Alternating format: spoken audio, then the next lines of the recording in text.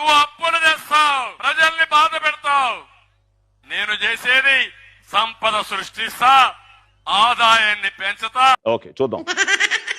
Cut చేస్తే కుర్చీ ఎక్కిన దగ్గర నుంచి ప్రతి నెల అప్పులతోనే ఖాతా తెరుస్తున్నారు. 2024 జూన్లో 6,000 కోట్లు, జూలైలో 10,000 కోట్లు, ఆగస్టులో 3,000 కోట్లు, సెప్టెంబర్లో 4,000 కోట్లు, అక్టోబర్లో 6,000 కోట్లు, నవంబర్లో 4,000 కోట్లు, డిసెంబర్లో 9,237 కోట్లు.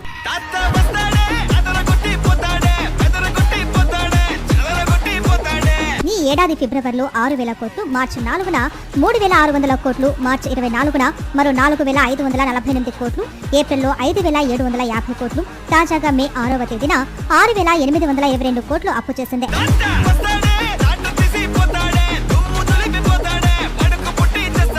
అలాగే ప్రభుత్వం గ్యారంటీతో తెచ్చిన అప్పుల లెక్కలు చూస్తే 2024 జూన్ 28న పౌర సరఫరాల సంస్థ పేరుతో 2,000 కోట్లు, డిసెంబర్ 20న మార్క్ ఫెడ్ ద్వారా 6,700 కోట్లు, ఏపీఐఏసీ ద్వారా 1000 కోట్లు, ఏపీఎండీసీ ద్వారా 9,000 కోట్లు, ఏపీ పవర్ ఫైనాన్స్ కార్పొరేషన్ ద్వారా 710 కోట్లు అప్పులు తీసుకొచ్చారు.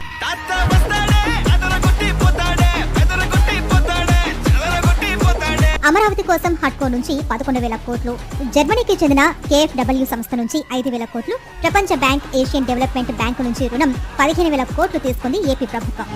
ఇలా బడ్జెట్ బయట అప్పులు 10 నెలల్లోనే 161,687 కోట్లను చేసింది చంద్రబాబు ప్రభుత్వం.